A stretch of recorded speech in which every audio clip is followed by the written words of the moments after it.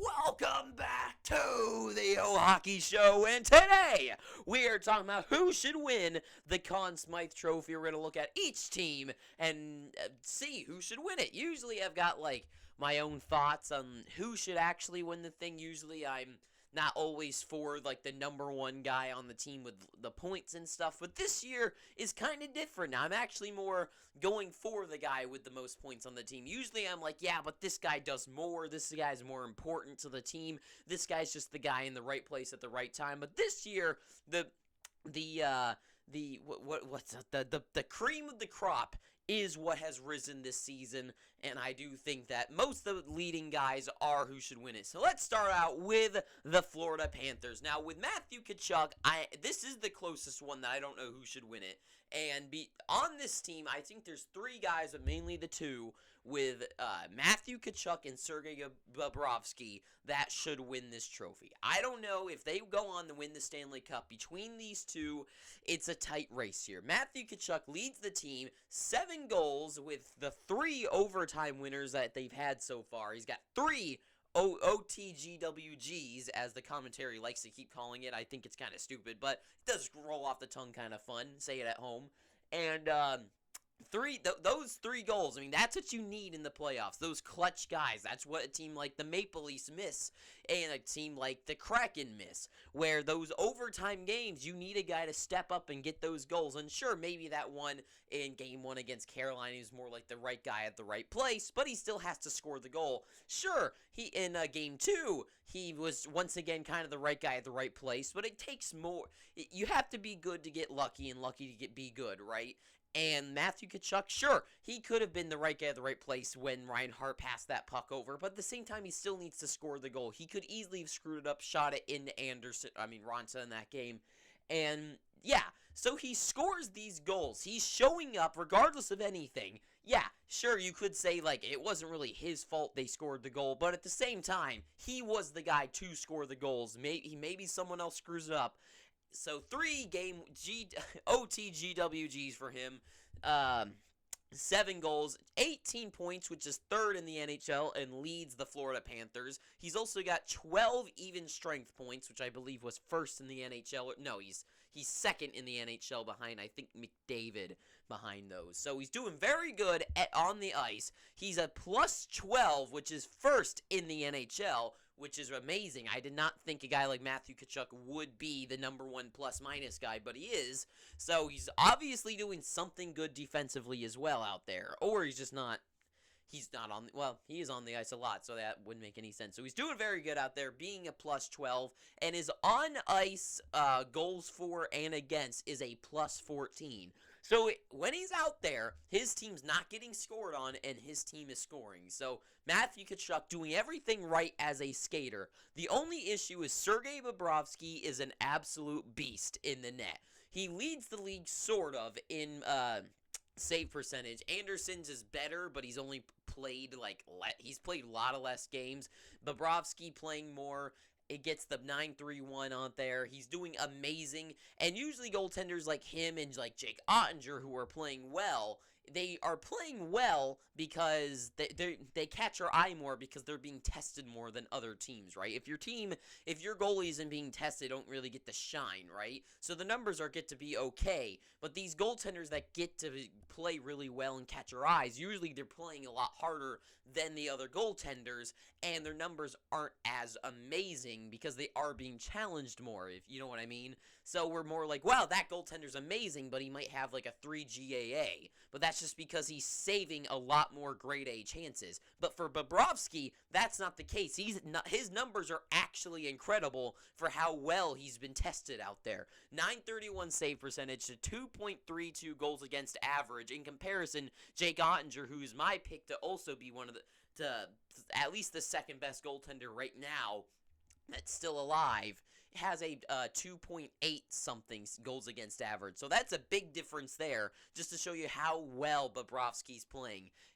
It's also 6th in the NHL there, and he has the most saves in the entire everything. He's got the most saves made. He has the most saves by any of the goaltenders remaining in the playoffs, which is incredible. Just to show you the proof of he's been the one tested. He's got the most shots against and the most saves going forward. So he has been incredible. He's been clutch. He's been fantastic. So between those two, I'm going to lean towards Bobrovsky. I think Tkachuk has been amazing, but I don't think he's been I mean, we are only at the halfway point of the playoffs, so there's still a lot of playoffs left to go. So those two right now leading the path, and I think right now I would give it to Bobrovsky just because it goes to show you that defensively the Panthers have given up a lot to the other teams that they've been playing, and Bobrovsky has been there to make the saves. So Bob, I'm going to put as the Florida Panthers guy. Sebastian Aho, I think, is the easy pick for the Hurricanes. Anderson is playing well. He's playing good. But just because he's been swapping a lot with Antti Ranta, he's only had, 5 wins. I don't think he's lost yet. But I don't know. Anderson's just, he hasn't been lights out like Bobrovsky has. His numbers are great, but he also hasn't played a lot to have, that one bad game to really sink the ship, and he was already given his net away to Antti Ranta. So after a win as well, just kind of really goes to show Ranta may be the more preferred goaltender. So Anderson, he doesn't have enough of a sizable experience in this playoffs to give it to. So him, no. Brent Burns, I really love, but I just can't see. I don't think he's done enough. I think he's been absolutely incredible and a huge part, if not the second biggest part to why this team's been so good. He's such a good player. And I even said it before the playoffs started. I was like, Brent Burns, people trash on him for some reason. I don't get it. Being a Sharks fan, I thought he was incredible still. He got 50-something points with the Sharks last season. What could he do with a good team? And here he is in Carolina looking incredible. But I just don't think he's done enough. Still halfway of the playoffs left. If he could get a 2 game-winning goals, or he could get a few more goals on the board and maybe a couple big defensive plays, maybe I can lean towards him, but no. Jacob Slavin's been huge defensively. I think he's tied with the Matthew Tkachuk with the number 1 plus-minus. But with him as well, the point side just isn't there, and he's just not as much as a key factor. Defensively he is, but just with offense, especially as a defenseman with a Victor Hedman or Cale Makar, you need that offense to really put you in the picture. So for him, he kind of gets knocked out for that. But Seth Jarvis is the closest guy to Sebastian Aho that it gets on this team. His numbers are very similar. He's only got less assists. 5 goals shared between them with him and Sebastian Aho tied together. 12th in points is Aho with 7 assists, getting him 12 points. Leads his team on that. Not so much in the NHL.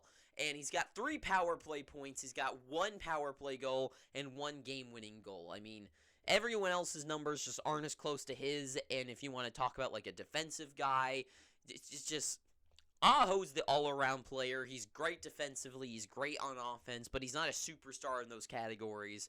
So overall, the Hurricanes are a very well-rounded team, and I think the trophy would have to go to the most well-rounded player just for being the living example of the team's play. Sebastian Aho, easy pick, easy down, just Aho gets it. For the Dallas Stars, for me, it's hard not to pick the NHL's leading points guy, right? Rupe Hintz, 10 goals, is second in the NHL, right only behind Leon Draisaitl, who's out of the playoffs, so he's probably going to pass him within his series he's in right now, or if the Dallas Stars survive and go into the next round, he definitely probably would have then. 22 points, leads the NHL, beating McDavid. Huge for him. He's 5th in power play points with 8, and he's tied for first when it comes to even strength points with 13. So Rupe Hintz, he's been incredible out there. He's just fantastic. He's one of those. He's the third guy kind of on those 3 guys in the regular season, but because of his size and his size and grit is what separates him from Pavelski and Robertson in the playoffs. Not that those guys are playing bad. Pavelski's one of my picks. Pavelski, with what he's done in just one series, with his, I think, 10 points and 8 goals and 2 assists in one series, is absolutely, that is incredible. So, if he could get things going a little bit more in these next 2 rounds that he could be in, then Pavelski could be a pick, right? He's right.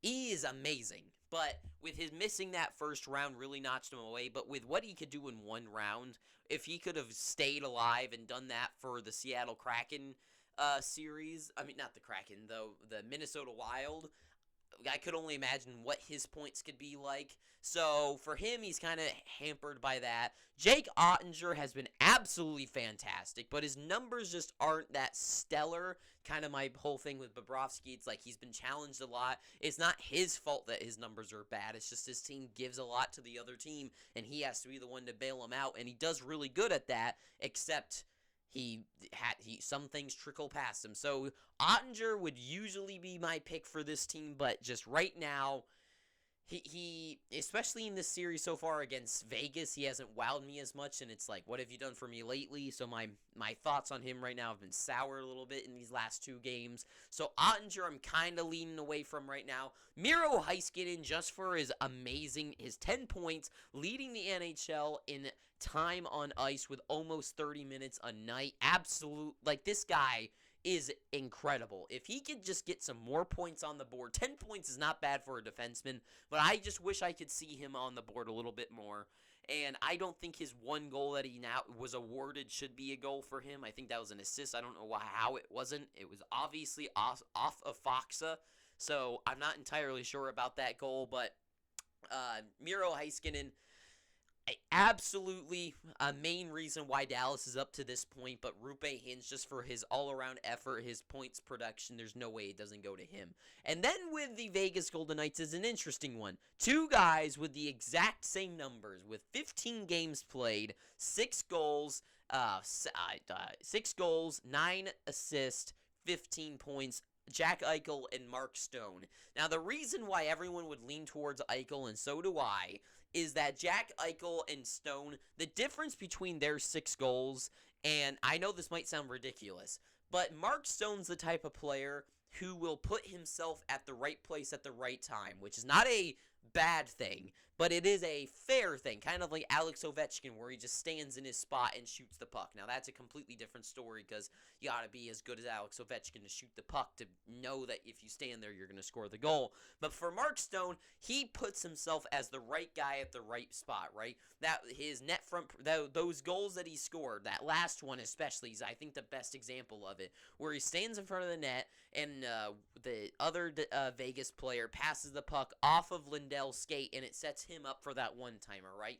Mark Stone's kind of that kind of guy, where he's just the right guy at the right place. He's the one to find the rebound. He's the one that drives the net and gets that loose puck in front of the net, right? He's a fantastic player, but the difference between him and Jack Eichel is Eichel sets himself up to be that guy. He's the one to skate the puck into the zone and make the play happen to get the goals, right? And he could be a lot more on the board. Game 1 against Dallas, he had so many opportunities to score, but Ottinger robbed him.